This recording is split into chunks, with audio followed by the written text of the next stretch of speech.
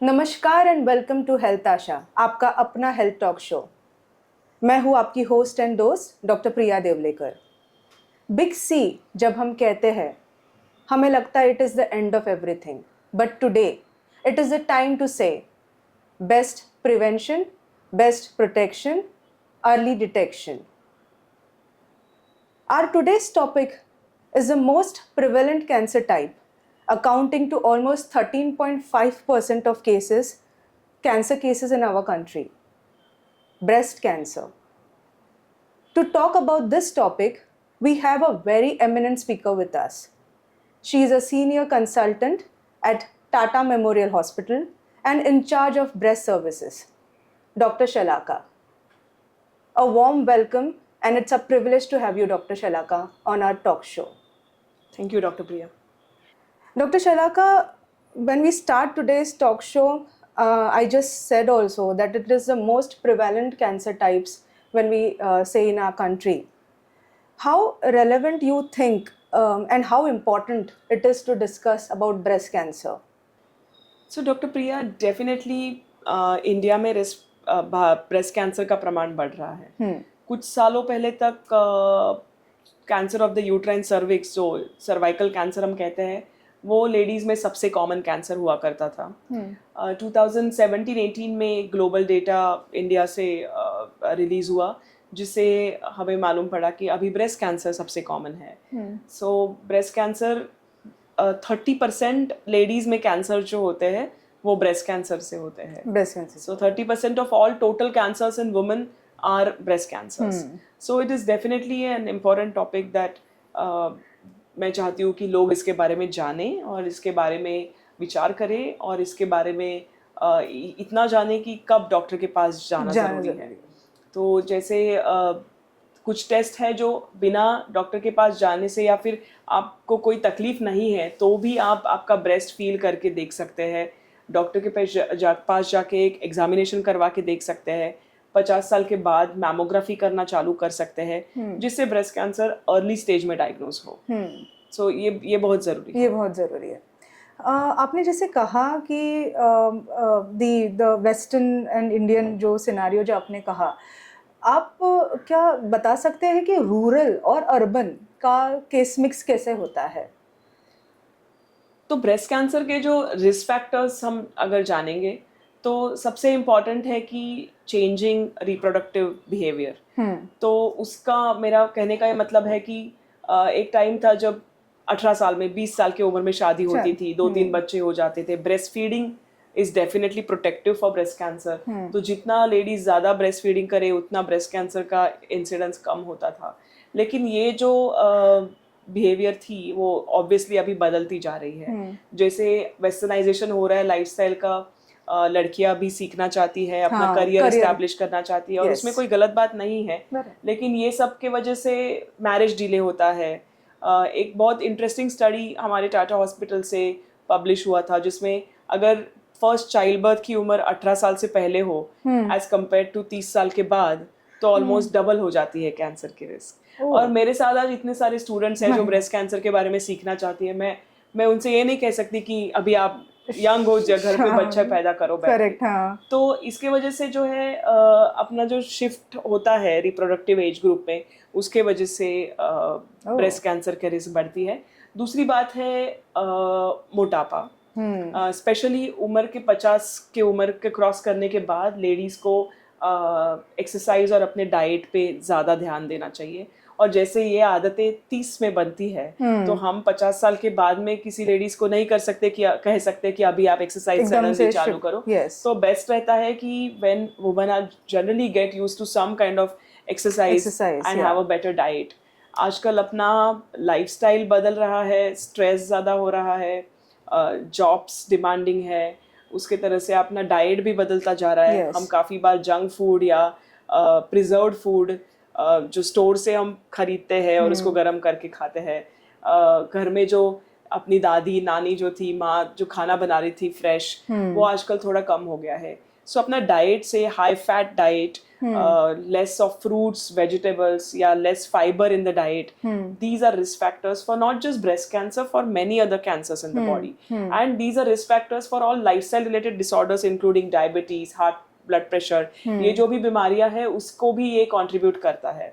तो इससे कैंसर का प्रमाण बढ़ता है डाइट से अपने. So they say that you are what you eat, और हमको ठीक से खाना ज़रूरी है. आज हम इंडियन स्टाइल से खाना, दाल रोटी सब्जी, इसमें कोई गलत नहीं था. हम थोड़ा सा वेस्टर्न लाइफस्टाइल फॉलो करते हैं, उसमें कैंसर की रिस्क बढ़ सकती है. तीसरी बात है एक्सरसाइज. आई थिंक ये बहुत ज़रूरी है कि लेडीज़ अपने लिए थोड़ा टाइम निकाले हर एक दिन में और आधा घंटा 40 मिनट्स की एक्सरसाइज करें. American heart association now recommends at least 1 hour of physical exercise for all adults every day for 5 days a week. और बच्चों के लिए who are young people it's recommended 2 hours. और ये नहीं होता कि आज मैंने हॉस्पिटल में गई और बहुत सारे पेशेंट्स देखे और बहुत काम किया, that is my exercise. ऐसे नहीं होता. और दूसरी, काफी बार लेडीज मुझे कहती है मैं किचन में बहुत काम करती हूँ, मैं घर में काम करती हूँ, मैं सब्जी लेने जाती हूँ, that is my exercise. So that is good to maintain an active lifestyle. लेकिन एक्सरसाइज का एक्चुअल मतलब होगा कि आपको 30-40 मिनट निकाल के खुद के लिए जो पसंद है करो. चलना है, साइकिल करना है, जिम जाना है किसी को, whatever form of exercise is suitable for that age, for that socio-economic status, one can do that, and that will make a lot of difference for reducing the risk of breast cancer. Even after the treatment, we tell patients ki they should lead an active lifestyle and do adequate exercise. Yes. Very importantly, you have mentioned to our audience that some time that we have to remove for ourselves, and we have to exercise. We have to focus on the dietary habits that has been advised, or that has been now given as a powerful message through this talk. You said about the urban and the rural. I think the urban lifestyle is a very fast lifestyle that we all are living currently. You also told that the understanding of our body changes are important, especially when we notice any change in the breast area or the armpit area. One thing that comes to my mind here is that is it only affecting females? ये females को में ही पाया जाता है या males में भी इसका कुछ प्रमाण है? So breast cancer ladies में ज़्यादा common है, that is for sure. लेकिन वो जेंट्स में भी हो सकता है. और हम जब 100 पेशेंट देखते हैं तो 99 लेडीज होते हैं और एक आदमी होता है जिसको ब्रेस्ट कैंसर हो सकता है. अच्छा. तो रादर फैमिली हिस्ट्री अगर ब्रेस्ट कैंसर की किसी को हो तो मेल ब्रेस्ट कैंसर उसमें ज़्यादा कॉमनली फैमिली हिस्ट्री के साथ, कोई जेनेटिक म्यूटेशन के साथ मालूम पड़ता है. और जनरली आदमी ऐसे सोचते हैं कि ये लेडीज़ की बीमारी है, ये हमें हो नहीं सकती, और इसलिए वो डिले करते हैं उनका डायग्नोसिस और ट्रीटमेंट लेना. और थोड़ा सा उनको अजीब भी लगता है कि मैं लेडीज ओपीडी में जाके दिखा रहा हूँ. हाँ. लेकिन ब्रेस्ट की जो मात्रा है वो अलग होती है ब्रेस्ट टिश्यू की दोनों में, लेकिन ब्रेस्ट तो दोनों में होता है बराबर. और हाँ. ये जरूरी नहीं है कि हर एक गांठ कैंसर की हो, लेकिन अगर एक साइड में ब्रेस्ट की कोई गांठ लगती है तो जेंट्स में भी उसमें कैंसर हो सकता है, और उनको इस चीज़ का अवेयरनेस रखना ज़रूरी है. अवेयरनेस की बात की तो लेडीज़ में भी हमें अगर कैंसर को जल्दी डिटेक्ट करना है तो 2 चीज़ें मायने रखती है. एक की breast awareness what we call, and second is screening. So for breast awareness हर एक को ये जानना ज़रूरी होता है कि अर्ली सिम्टम्स क्या है जो आज हम लोगों को बता रहे हैं. करेक्ट. और स्क्रीनिंग का मतलब होता है कि हम खुद जाके डॉक्टर के पास तपास करके देखें कि हमें कोई कैंसर नहीं है. तो स्क्रीनिंग जो होता है वो हेल्दी और नॉर्मल पॉपुलेशन में होता है. 50 साल के बाद लेडीज़ जाके डॉक्टर को ब्रेस्ट अपना तपास करके देख सकती है, या फिर एक मैमोग्राफी करके देख सकती है कि ब्रेस्ट कैंसर ना हो. तो ये जो स्क्रीनिंग है वो 50 के बाद चालू हो सकता है. लेकिन ये भी ध्यान में रखना है कि यंग औरतों में भी ब्रेस्ट कैंसर हो सकता है, तो डॉक्टर को तो ब्रेस्ट में अगर गांठ है तो दिखाना ज़रूरी है. That is what we call awareness. So one is breast awareness and the other aspect is screening. The aspect is screening. I just understood that you mentioned that about the family or the hereditary part. तो कितना relevant होता है अगर family में एक को किसी को कैंसर है और हमारी फैमिली में मेरी मासी को या मेरी दादी को कैंसर है, तो कितना % ऑफ चांसेस होता है कि हमें भी वो हो? सो कैंसर जनरली familial या हेरिडिटरी नहीं होता, जिसको हम अनुवांशिक कहते हैं, उस तरह से नहीं होता. ये एनवायरमेंटल चेंजेस के वजह से ही होता है. लेकिन 10% रिस्क है कि कैंसर हेरिडिटरी हो सकता है. अगर आपके फैमिली में पिछले जनरेशन में या आपके कजिन्स में एक से ज़्यादा महिलाओं को ब्रेस्ट कैंसर और ओवेरियन कैंसर हो, या घर में कोई मेल पर्सन को, कई जेंट्स को ब्रेस्ट कैंसर हो, तो उसमें फैमिलियल टेंडेंसी हो सकती है और हमें जेनेटिक टेस्टिंग करके देख सकते हैं. जेनेटिक टेस्टिंग आजकल बहुत आसान हो गई है. वो एक सिंपल सी ब्लड टेस्ट होती है और जिसमें मालूम पड़ सकता है कि आपको ऐसा कोई आपके ब्लड में जेनेटिक म्यूटेशन, जैसे आप BRCA1 या BRCA2 जीन्स जो है उसके अलावा और भी थोड़े जीन्स हैं जिस पे हम फोकस करते हैं. अगर ऐसा कुछ कैंसर्स फैमिली में रन करते हैं, बस ब्रेस्ट ही ना हो, brain tumour, soft tissue tumours, ऐसे अलग अलग कैंसर के काफी सारे सिंड्रोम्स हैं जिसका ब्रेस्ट कैंसर के साथ एसोसिएशन हो सकता है. और ये एक ब्लड टेस्ट से हमें मालूम पड़ सकता है कि आपको जेनेटिक रिलेशन या जेनेटिक रिस्क है कि नहीं कैंसर की. और अगर जनरल पॉपुलेशन में लेडीज़ की आज इंडिया में 1 in 25 प्रोबेबिलिटी है कि 25 में एक महिला को कैंसर हो सकता है. ग्रामीण भाग में थोड़ा सा कम है, रूरल इंडिया में 1 in 65 है ये परसेंटेज. लेकिन अगर आपको फैमिली हिस्ट्री है या आपको जेनेटिक म्यूटेशन है तो 70% ये रिस्क हो सकती है. मतलब just to give you a perspective, the risk in you and me could be 5%, then somebody who has a genetic mutation has a risk of 70% lifetime of getting breast cancer. और अगर इस तरह से कोई हाई रिस्क हमें मालूम पड़ती है जो जेनेटिक म्यूटेशन की वजह से हो, तो हम कुछ और प्रिकॉशनरी स्टेप्स लेके पेशेंट्स को गाइड कर सकते हैं क्या करना है. ये बताता है एक अहम क्वेश्चन की तरफ कि क्या ऐसे स्क्रीनिंग टेस्ट हो सकते हैं जो हम ईयरली हमें, जैसे हमें कोई सिम्टम नहीं है, जैसे हम एक हेल्दी इंडिविजुअल है बट हमको स्क्रीनिंग कुछ करना हो, तो what should be those test which should be a part of our screening. So काफ़ी सारा रिसर्च होने के बाद government of India has given the directive कि फॉर लेडीज़ सर्वाइकल एग्जामिनेशन जो महीने के जगह से तपास करके देखना, और ब्रेस्ट एग्जामिनेशन क्लिनिकल जैसे ब्रेस्ट को तपास करके देखना, और ओरल कैविटी एग्जामिनेशन, ये 3 जो है कैंसर्स वो सबसे कॉमन है. और ये 3 कैंसर्स के लिए एनुअल स्क्रीनिंग करना ज़रूरी है. तो ईयरली स्क्रीनिंग इसका होना ज़रूरी है. सो किसी भी हॉस्पिटल के प्रिवेंटिव डिपार्टमेंट में या इवन द ब्रुहन में BMC is taking an initiative to increase screening even in the country, even in the city of Mumbai, which is not very high. The screening coverage of city of Mumbai is quite low. So there is a drive starting this World Cancer Day that was on 4th February towards increasing the screening for common cancers for women in the country. Other than that, one can start doing a mammography maybe after the age of 50 years, or even getting a simple breast examination done after the age of 50 years is adequate. And like I told you, the other and probably the more important part of this is breast awareness. So हर एक lady को ये ज़रूरी है जानना कि उनका normal breast कैसे feel होता है. सो ब्रेस्ट सेल्फ एग्जामिनेशन से काफ़ी बार उनको कुछ ब्रेस्ट में अगर बदल हुए हैं, कोई बदलाव आया है, वो समझ में आ सकते हैं. और ये रिकमेंडेड है कि जब पीरियड महीना आता है तो महीने के बाद का जो 1 वीक रहता है उस पीरियड में ब्रेस्ट सेल्फ एग्जामिनेशन करके अपने हाथों के 4 उंगलियों से ब्रेस्ट को सिस्टमैटिकली 12 o'clock से लेके वापस इन क्लॉकवाइज डायरेक्शन और whichever other method. There are a few videos that are available for this also, how to do breast self examination. But what is essential here that every woman should know what her breast looks and feels like. तो अगर उसमें कोई बदलाव आया तो वो उसको जान पाए. Okay. You brought out some risk factors wherein you told about the genetic this thing.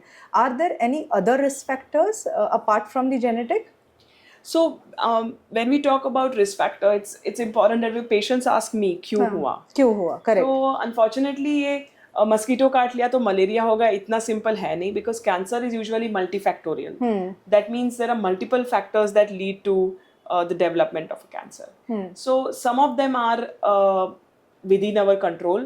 What I call modifiable and some are not. So the non-modifiable risk factors are essentially age. As you age, the risk of cancer, any cancer, and also breast cancer increases. Yes. The second is gender. So if you are a woman, you are at a higher risk of getting breast cancer than if you are a man. So other than these, there are factors like early onset of periods, menstruation. So nowadays we see that there's a shift in starting periods from 13, 14, what used to be normal earlier, to 8, 9, 10, as early as that. Yes. And that has led to an increase in the reproductive lifespan of the woman. So early menarche or early starting of periods and late menopause, that late stopping of periods, predisposes the woman to cyclical changes that happen during the menstrual cycle, and that increases the risk of breast cancer. इसके अलावा hereditary factors तो हमने देखे कि अगर आपको genetic history Correct, genetic history.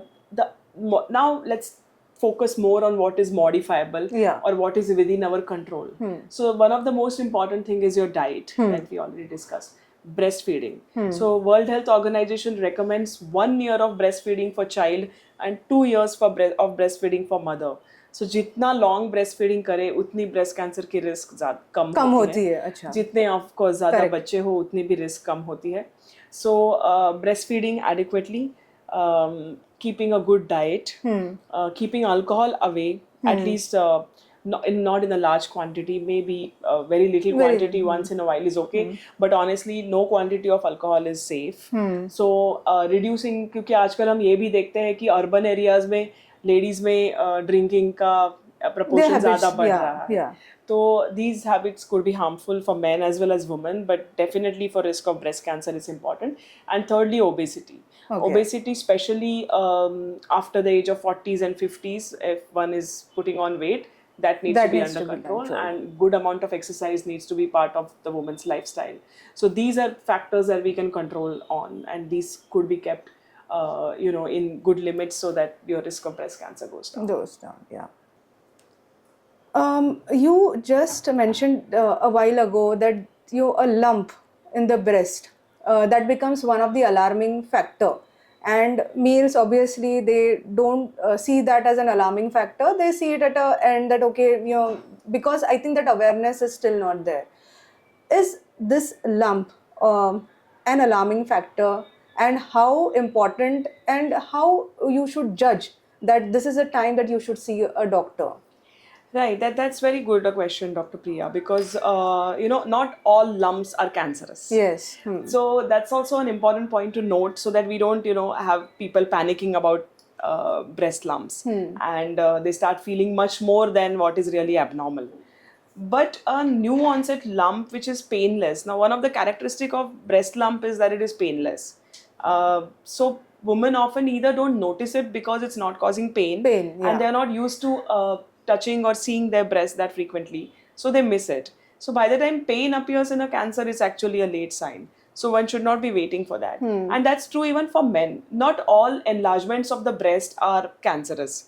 But keeping in mind that if something is abnormally growing, rapidly growing at a faster rate, then it could be a cancer and you may visit a doctor. Anything unusual in a woman's breast, may it be a lump or a change in the appearance of the nipple or change in the appearance of the skin of the breast or any discharge from the nipple, especially if it is blood stained or it's got blood in it, any swelling even in the armpit. So patients often or people often think that it has to be only in the breast, but it could be even in the armpit. And most importantly, that's something which is come up in the later part of life, 40th or 40 years or 50 years and onwards. It's a cancer is essentially a disease of the older age group. So in the 4th and 5th decade, that's when you need to worry about it rather than earlier. So the younger the lady, the lesser likely that she will have cancer, although it's not impossible. So young women can also have cancer of the breast, but more likely that they will have a benign or non-cancerous lump. But if you are an older woman and if you have a sudden onset breast lump, which has recently appeared and is growing consistently, it is painless, then that needs to be brought to the notice of the doctor. Dr. Shalaka, you mentioned about the alarming signs, the lump in the breast. जब हम ये breast में lump कोई notice करते, be it male, be it female, we rush to a doctor. There are an array of investigations that they'll be telling us to do. What are those investigations which are important, और ऐसे कौन से investigations हमको करने चाहिए जब भी हम एक लंप नोटिस करते हैं? तो जब भी ब्रेस्ट में गांठ लगती है तो सबसे पहले आप अपने डॉक्टर को विजिट करते हैं, गायनेकोलॉजिस्ट हो या सर्जन हो या ऑन्कोलॉजिस्ट हो कोई, और वो आपको तपास करके देखते हैं। तो ये ब्रेस्ट का जो तपास होता है, जिसको हम क्लिनिकल ब्रेस्ट एग्जामिनेशन कहते हैं, वो बहुत ज़रूरी होता है। उसमें हमें काफ़ी बार पता चल जाता है कि ये कैंसर की गांठ है ही नहीं, तो ज़्यादा टेंशन की बात नहीं होती और पेशेंट का भी एंग्जाइटी हम कम कर सकते हैं। और अगर एग्जामिनेशन तपास करने पे ऐसे डॉक्टर को सस्पिशन लगा कि इसमें कैंसर हो सकता है या ज़्यादा सस्पिशन लगा, तो हम फिर ब्रेस्ट का कोई इमेजिंग करते हैं। सबसे पहले किया जाता है मैमोग्राफी। सो मैमोग्राफी ये ब्रेस्ट का बेसिक टेस्ट है, जो ब्रेस्ट का एक्सरे होता है, और ब्रेस्ट को थोड़ा सा दबा के कॉम्प्रेशन थोड़ा दे के 2 एंगल से ब्रेस्ट का एक्सरे लिया जाता है। और उसमें बहुत ज़्यादा रेडिएशन एक्सपोजर या ऐसी कोई रिस्क नहीं है। अच्छा, आप डेफिनेटली मैमोग्राफी कर सकते हैं, और उसमें हमें ब्रेस्ट के लंप के बारे में या वो गांठ के बारे में ज़्यादा जानकारी मिलती है। अगर पेशेंट यंग हो या कोई लेडी यंग हो, लेस देन 35 ईयर्स या लेस देन 30 ईयर्स, तो मैमोग्राफी के पहले अल्ट्रासाउंड किया जा सकता है। अल्ट्रासाउंड में या जो सोनोग्राफी होती है, सोनोग्राफी में भी ब्रेस्ट के गांठ के बारे में ज़्यादा इंफॉर्मेशन रेडियोलॉजिस्ट हमको दे सकते हैं। और अगर एक तपास करने पे या मैमोग्राफी और अल्ट्रासाउंड करने पे ऐसी सस्पिशन लगी कि ब्रेस्ट का कैंसर हो सकता है, तो फिर फाइनल आंसर हमें पैथोलॉजिकल टेस्ट से ही मिलता है। तो इसको हम ट्रिपल असेसमेंट कहते हैं सारे ब्रेस्ट के केसेस में। और पैथोलॉजिकल एग्जामिनेशन 2 तरह का हो सकता है। एक तो हम एक छोटी नीडल से FNAC कर सकते हैं, जिसको फाइन नीडल एस्पिरेशन साइटोलॉजी कहते हैं, या फिर हम थोड़ी सी बड़ी नीडल से एक ट्रू कट बायोप्सी या नीडल बायोप्सी कर सकते हैं। हाँ। वो काफ़ी सेफ होता है, उसमें लोकल एनेस्थेसिया थोड़ा सा भूल दिया जाता है, तो पेशेंट को ज़्यादा दर्द भी नहीं होता। और ये बायोप्सी से या FNAC से ही ब्रेस्ट कैंसर कंफर्म हो सकता है, और इस तरह से हम डायग्नोज करते हैं ब्रेस्ट कैंसर को। ओके। इसमें कुछ अलार्मिंग साइंस होते हैं कि एडवांस डिजीज़ में ऐसे कुछ अलार्मिंग साइंस होते हैं? जैसे एक लंप होता है, हमें पता चला कि हमें डॉक्टर के पास जाना है। ऐसे किस कंडीशन में एक डॉक्टर कहते हैं जनरली कि एडवांस स्टेज में जा चुका है आपका कैंसर? सो जब भी ब्रेस्ट कैंसर डायग्नोज होता है, तो टेक्निकली तो उसके 4 स्टेजेस है, स्टेज 1, स्टेज 2, 3 और 4। तो स्टेज 1 कहाँ जाता है जब वो बस ब्रेस्ट में सीमित होता है। स्टेज 2 कहाँ जाता है तो ब्रेस्ट से वो अपने आर्मपिट में, मतलब बगल के लिम्फ नोड में चला जाता है। जो लिम्फ नोड के नॉर्मल लिम्फ नोड्स तो सभी लोगों में होते हैं। लेकिन जब कैंसर वहां तक पहुंचता है तो स्टेज 2 कहते हैं हम उसे। स्टेज 3 में थोड़ा सा ट्यूमर का या लंप का साइज बड़ा होता है, या फिर लिम्फ नोड्स के नंबर ज्यादा होते हैं, या लिम्फ नोड भी थोड़ा बड़े साइज का हो जाता है, तो उसको स्टेज 3 कहते हैं। और स्टेज 4 में कैंसर डायग्नोज होता है, उसका मतलब होता है कि वो शरीर में फैल गया हो। तो फिर अगर वो लंग, लिवर, बोन या ब्रेन ऐसे कोई दूर के ऑर्गन में फैल गया हो, तो स्टेज 4 कहा जाता है। और ट्रीटमेंट बेस्ट तभी हो सकती है जब हम कैंसर को जल्दी डायग्नोज करें। स्टेज 1 या स्टेज 2 में डायग्नोज करें तो बेस्ट है। तो हमें एडवांस सिम्टम्स के लिए जनरली रुकना नहीं चाहिए। अगर किसी को ब्रेस्ट में गांठ हो, ब्रेस्ट के निपल में कोई चेंज हो, या ब्रेस्ट के स्किन में कोई बदलाव आया हो, रेडनेस भी लगता है ब्रेस्ट के स्किन में, और गांठ में दर्द भी ना हो, तो बिना दर्द के गांठ जो होती है वो लेडीज ऑफन इग्नोर कर देती है। उनको लगता है कि दर्द नहीं है तो कोई प्रॉब्लम नहीं है। लेकिन बिना दर्द के गांठ ही कैंसर का पहला लक्षण हो सकता है। या फिर निपल से ब्लड आता है या खून आता है, तो उसमें कैंसर हो सकता है। तो ये जब अर्ली सिम्टम्स है, उससे अगर आप डॉक्टर के पास जाएंगे तो ब्रेस्ट कैंसर अर्ली स्टेज में डायग्नोस होता है। लेकिन एडवांस जब हो जाता है तो खांसी आना, या फिर सांस लेने में प्रॉब्लम होना, या फिर पेट फूल जाना, पेट में दर्द होना, हड्डियों में दर्द होना, काफी बार ब्रेस्ट कैंसर हड्डियों तक पहुंचता है एडवांस स्टेज में। तो ये सारे सिम्टम्स है वो एडवांस स्टेज ब्रेस्ट कैंसर के सिम्टम है। और वहां तक अगर लोग ना पहुंचे और जल्दी हमारे पास आए अर्ली साइंस और सिम्टम्स लेके, तो ही बेहतर है। बहुत ही अहम बात कही आपने कि इम्पॉर्टेंट होता है नोटिस करना, नोटिस करके डॉक्टर के पास जाना, और जल्दी जाना it is very important to understand that when we notice any change in our body, especially the breast area, we have to rush to a doctor, show it early. That's our message that we are also trying to give it to our audience here, that early detection is the prevention and the protection that we can do, so that we can be able to understand, diagnose, and we can take the treatment better. For following our videos and hearing more of such information, do follow Dr. Priya Devlekar's Health Asha, and also to subscribe my channel. If you require any specific health topic to be covered in my talk show, do let me know. Thank you.